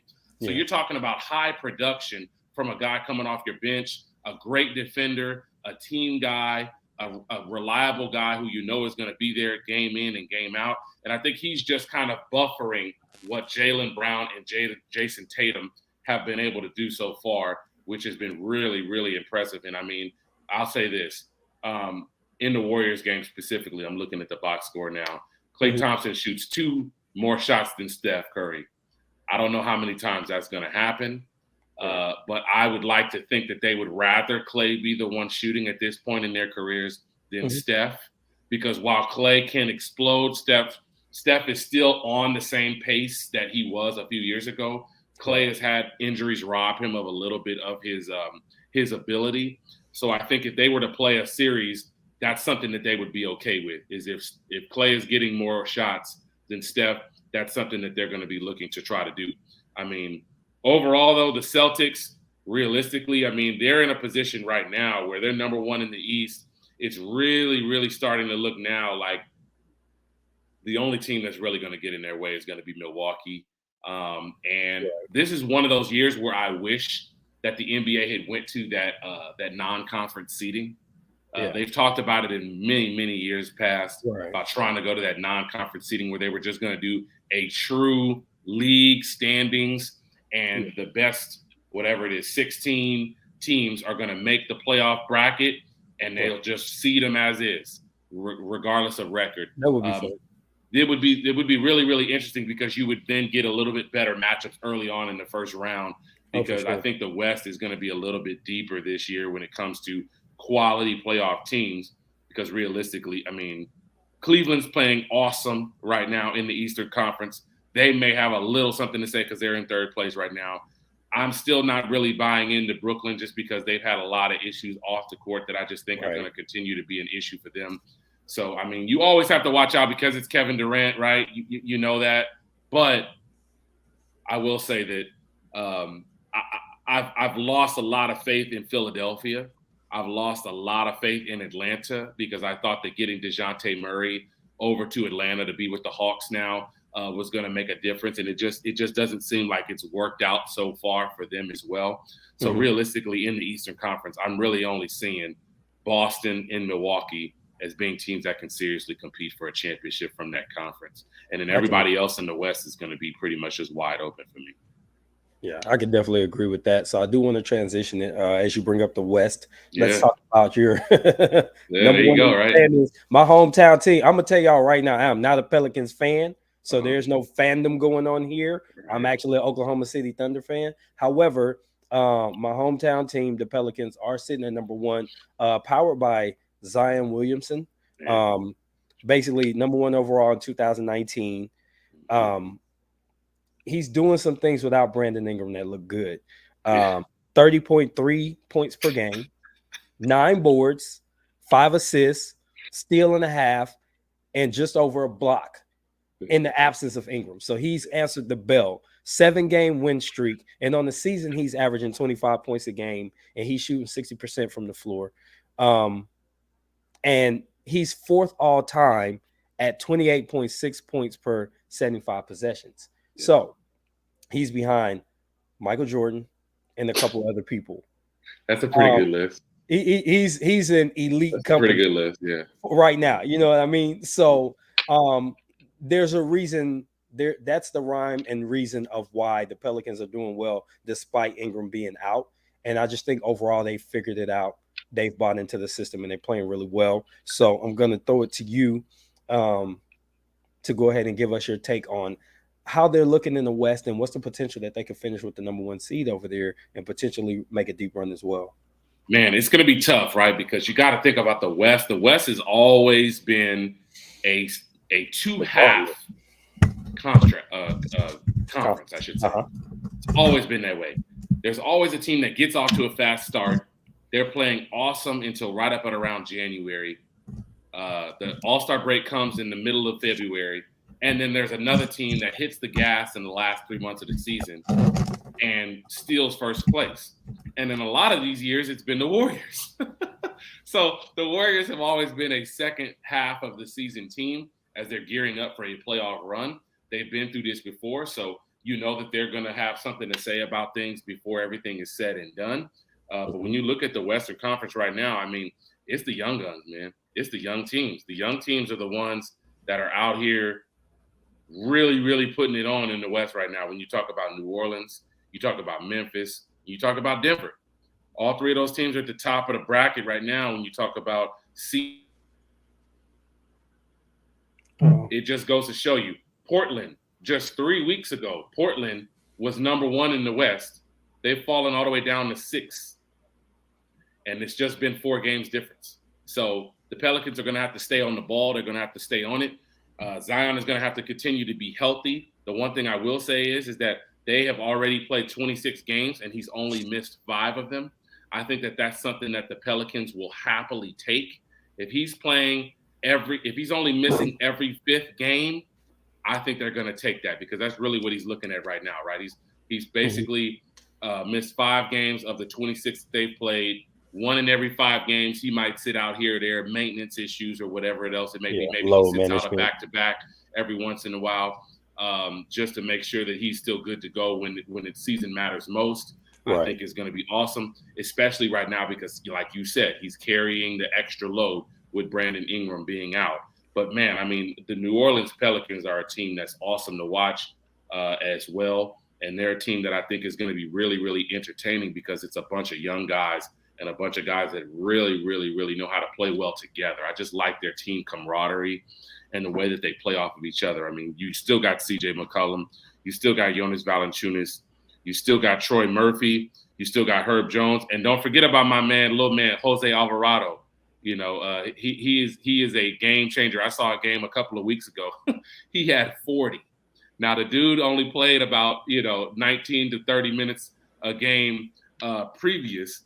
But now with his added role this season, he's really, really been able to come into his own. And he's had some huge games so far this season to really help them in spots when they've needed, especially now that Brandon Ingram has been out with injury. Definitely great supplemental. I think just some really good team basketball is going on.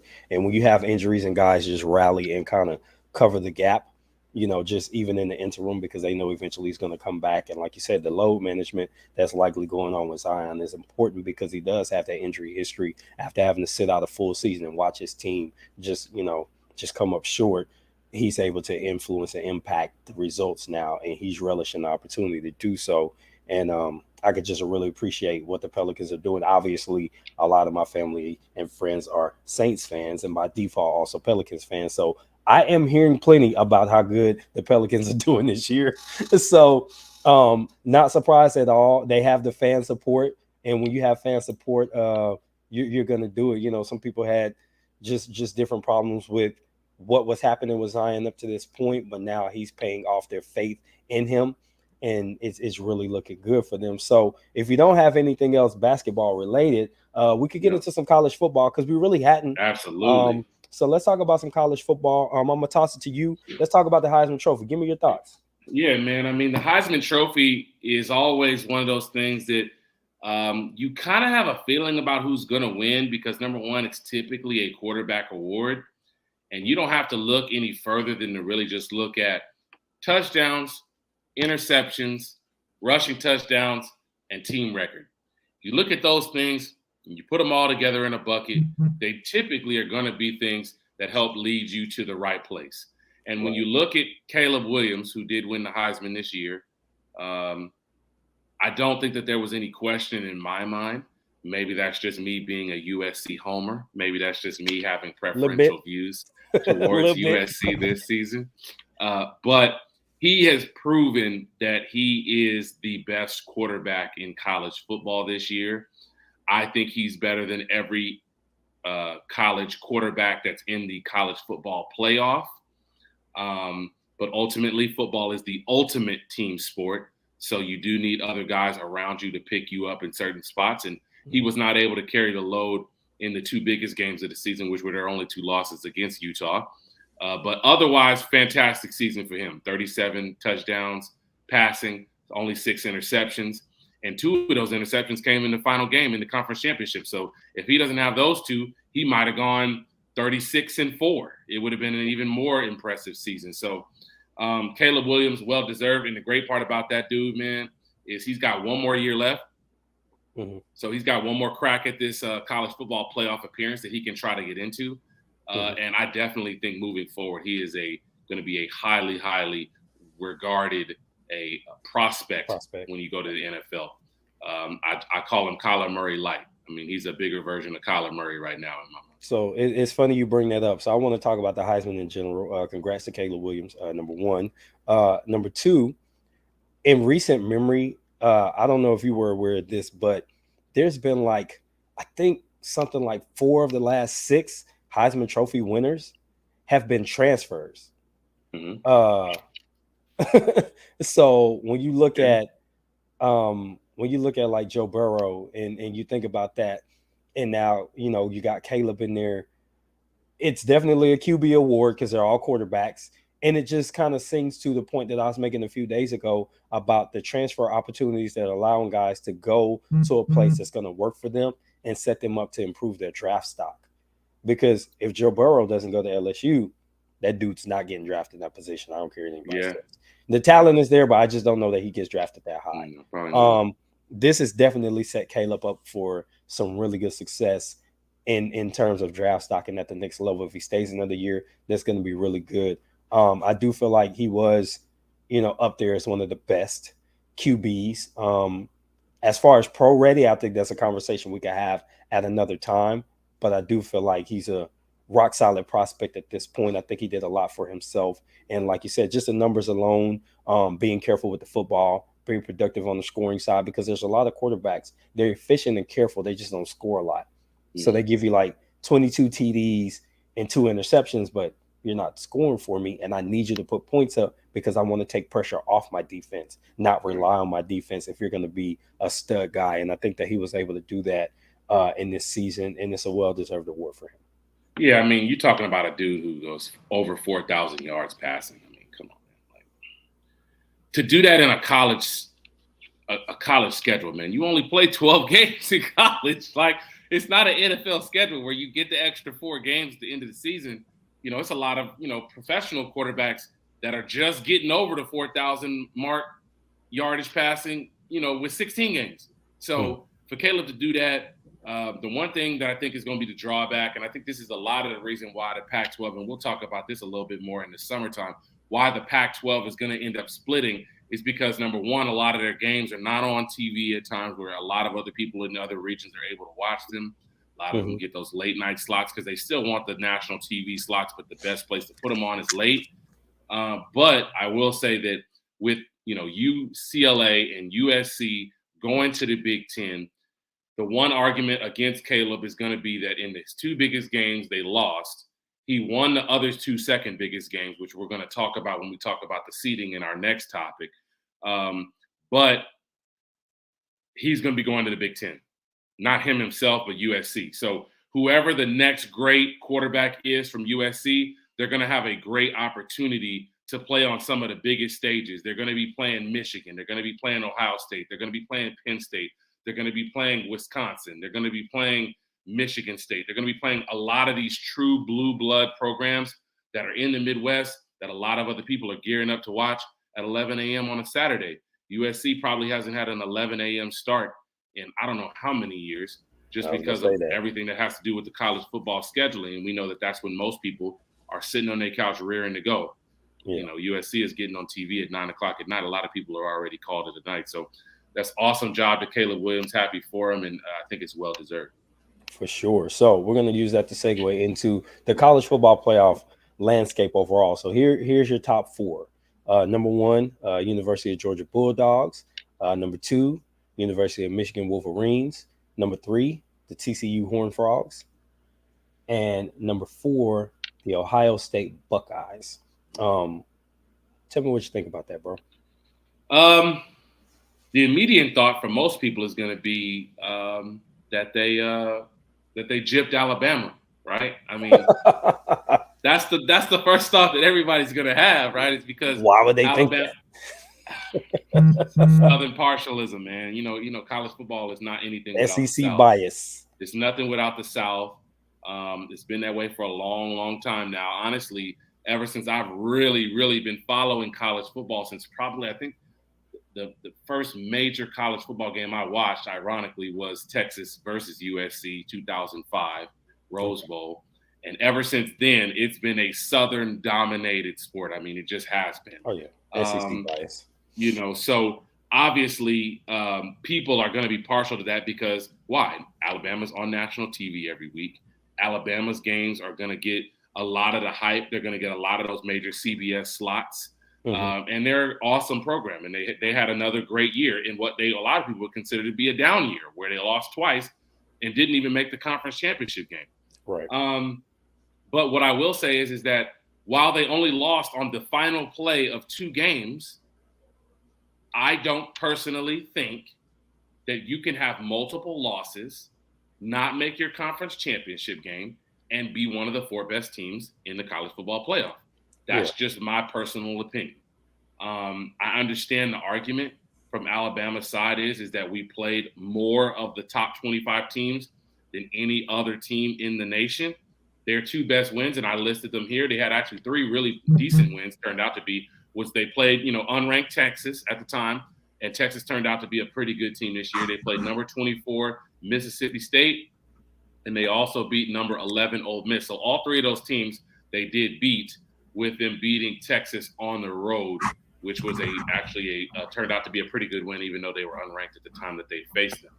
But I mean, you can't lose two games in conference, not make the conference championship game, and then end up being one of the top four teams, along with another team who was in the conference championship game who won it. But the team who's in it that doesn't make it, that to me, that can't go. But before you go, I'll leave to this last point on this part. I think that they probably need to go ahead and change these conference alignments to go to that non-divisional seeding. I think that that's going to help out a lot of these conferences as far as making these conference championship games, because there is an argument to be made that Georgia probably should have played Alabama because they actually didn't play this regular season.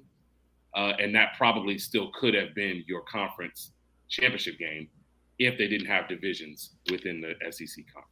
So the main thing I'd argue with that is just because when you have these loaded conferences with all these teams, you got to go to division, because you need to win your division to win your conference. Right. If you can't make your conference game, the team that, Alabama was basically kind of sort of behind, they lost to LSU. You know what I'm saying? It's in my opinion, I don't need another reason for Alabama to get lined up in the SEC. Let me just keep it real with you. I don't need another reason for them to get lined up. Living in Louisiana for an extensive portion of my life, I've heard enough Roll Tide to last me a lifetime. That being said, we don't need anything else to put them in there, especially with that. I think, especially with them getting an injection of more teams into the conference, you have to have a divisional format. Yeah, you're not going to be able to play everybody. Yeah, in order for it to work, so you at least can win your side, and every other year you get a portion of the other side of the bracket. So while the way the Big 12 has it laid out, works, it's not quite the same. That conference is very top heavy, whereas the SEC has a little bit more meat in the middle. And I just think that it would just muck up a lot of what happens. The only thing it would do, it will break up their monopoly in the playoffs. Actually, it will have the opposite effect of what you're saying. You will probably see less SEC teams making it into the college football playoffs because of it, versus them maybe getting two teams in there because they're really good teams that just beat each other up. We used to be able to buy that bill of goods, but we can't buy that anymore. I just think that other teams are starting to catch up with the SEC. But anyway, that kind of ventured off from where I was going to go. I thought the committee got it right. I feel like TCU earned their spot. I definitely believed. I mean, this is three of the four teams I had. No, matter of fact, I had these four teams when I did my prediction a couple of weeks ago on a separate video, that I had these teams making it, but I had TCU on the fringe and I was flip-flopping on them in USC. That was kind of like the only difference. But that being said, I feel like they got it right. I feel like we got some really good matchups lined up, and we're going to see some really good football with all the marbles on the table. So I have no complaints about the way that this played out. Obviously, we have some time before we have to predict who we think will win. But I mean, the early favorite is Georgia, though. I don't know if you want to say on camera right now, but they would have to be in everybody's mind. But I think the only major issue that I personally had with the rankings was that every team that's lost has dropped, except in one instance, TCU. How does TCU lose a conference championship game, ranked number 3, go into the college football playoff, ranked number 3? I can't go with that. You can't drop USC from 4 to 8 because they lost in their conference championship game to another ranked team that's ranked around the same space that Kansas State is in, which I'm fine with, by the way. I'm fine with you dropping them because they lost. They lost twice to the same team. They shouldn't make the playoff. If they would have won, they would have been in. There wouldn't have been any issues. But they didn't win. They lost. You can't have TCU at 3. They lose to Kansas State, who, by the way, I was at the Kansas State TCU game at TCU where they were down by 18 points at halftime and had to rally back. Awesome comeback victory for them. But realistically, probably should have lost to Kansas State twice this season. They lose in the conference championship game, and they don't move a spot. At the very least, I think we should have had a reseeding, and it probably should have been Georgia, Michigan, Ohio State, TCU. That's me, because I think that Ohio State proved throughout the season that they were one of the best teams in college football. They had one day where they just played a terrible second half. It was a back and forth game up until that point. Unfortunately, they were in the same situation like Alabama. They were in the same division with the team that they ended up ultimately losing to. So they didn't get to play in the conference championship game. But what I would say is that I think they had a better depth of wins than TCU, because I'm looking TCU's 2 best wins were number 17 Kansas State and number 18 Texas at the time that they beat them. And then I look at Ohio State's best wins, number 5 Notre Dame, so that's a top 5 win. That's something that TCU doesn't have. And they also beat number 13 Penn State on the road by 40. To me, that should have been enough to have put them in there at number 3, because I just can't see how TCU stays in the same spot after losing a game. You can't lose a game, one of your 12 games, and then stay in the same spot. So if you're going to put those 4 teams in no matter what, if I'm the committee, this isn't about what you did on the field if it's those 4 teams. I just don't want a rematch right away. That's crazy, because I think the opposite. And you know why I think the opposite? I think the opposite because it's historic. It's never happened. It may never happen again, right? Where you're going to get an Ohio State, Michigan rematch in a college football playoff. It might not ever happen. It happened in the SEC, though. Yeah. It happened when Georgia had to play Alabama for the second time in the same season for the national championship game. I think that it would have been ideal to have them play because, again, you would have had that same rivalry because let's be real. I mean, it's the biggest rivalry in college football. Oh, absolutely. And we might not get it now because odds are Ohio State's probably going to lose to Georgia, and then you're not going to see them play Michigan. Well, let me throw this at you. Try this on for size. What if they're thinking, imagine, let's not just put them in the semifinal. Imagine if Ohio State, after being whooped by Michigan, comes back in the playoffs, beats Georgia in an upset. Michigan takes care of business, and now we have a revenge game for all the marbles. Imagine that scenario. I guess I just wonder how beat up is Ohio State going to have to be to beat Georgia? Because I'm telling you, man, oof. Bro, they got a lot to prove TCU now. and playing Georgia is like night and day, man. It's not the same. That is not the same kind of game. Well, I mean, but I agree. I'm just saying, I think that they were projecting. Either we're going to have a really good final, which that's a rematch too, ain't it? Georgia, Michigan, that would be a rematch, right? No, Georgia and Michigan didn't play this year. No, who did Michigan play? That was a semifinal or something. Never mind. But anyway, this is a better opportunity for a really great historic, as you're mentioning, rematch with everything on the table now. So now it's like, oh, we didn't get a conference battle for this. Bet let's get it for everything and see what happens from there. So I can see a little bit of logic to why they might do it that way. We don't know for sure. I mean, we've been talking about the backroom deals and backroom conversations across multiple sports besides like actual football and the NBA where everything is more structured. And these other things where there's rankings and voters and all that, you have the opportunity for people's opinion to overrule logic. And I think that might have been what happened here. People's opinion of what's a better matchup in the finals, a potential matchup, I think that's what made the decision there. So I feel like we covered it all. I don't know how many people are watching. We had a comment. I don't even know if we want to talk about it, but I'm going to at least read it.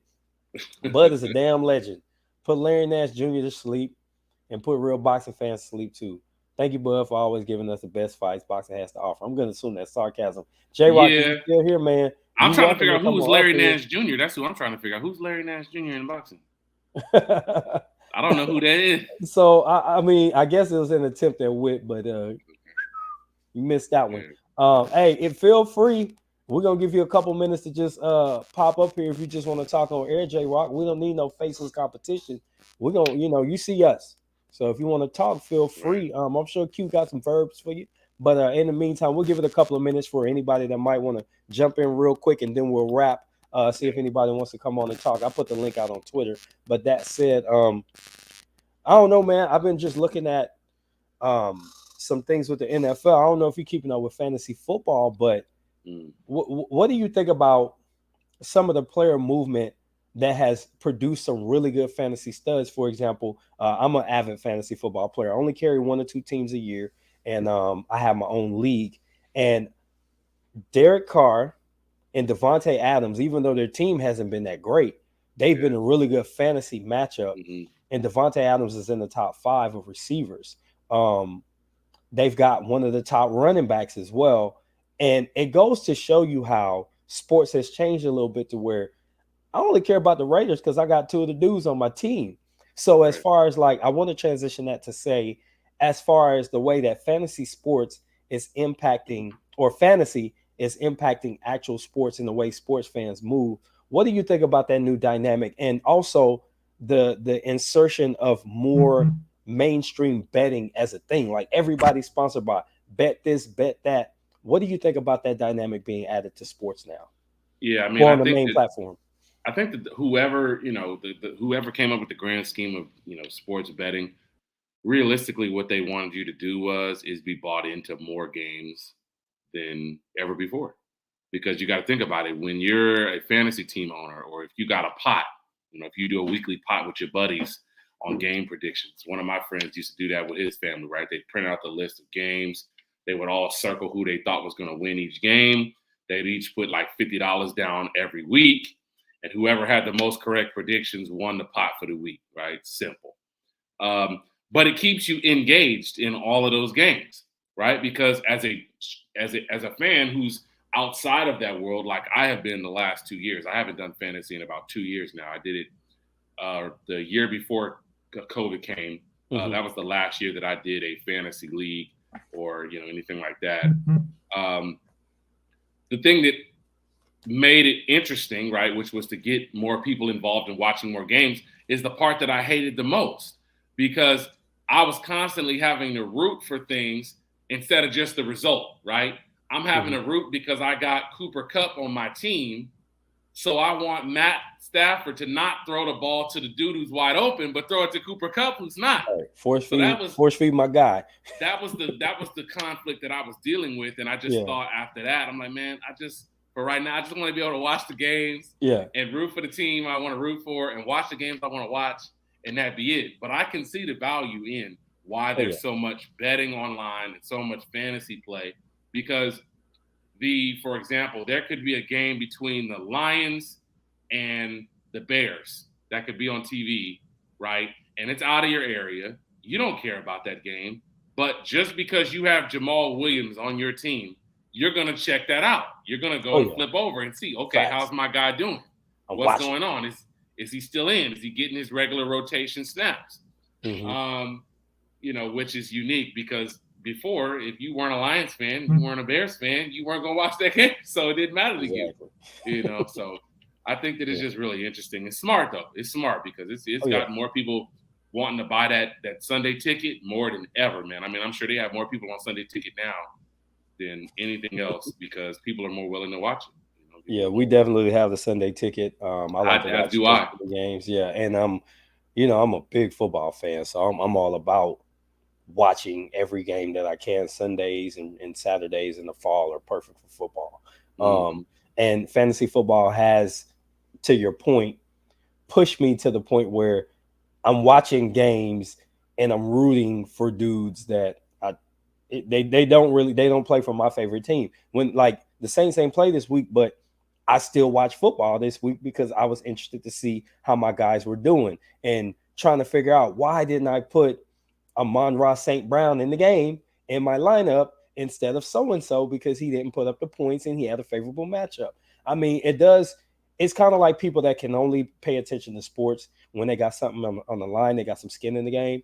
And I think this gives people that feeling of skin in the game, but in a low-risk setting. It's like they're betting on something without having to put too much money on it. But then when you go into the betting platforms like FanDuel, et cetera, you can actually start to make some money, because everybody knows that guy who's always like, man, I told you he was going to have a good game because when he played against this team, he did this, and this guy's the next star. You have that dynamic, and I think that it really starts to show when you get like FanDuel and stuff like that. Dudes get to be the Monday morning quarterback on Sunday and pick winners for teams and actually make some money. So looks like nobody's going to show up. So I guess we can go ahead and close it right there, man. But as always, great show, brother. We will be back not next week, in 2 weeks. We will be back on our regular Monday time slot.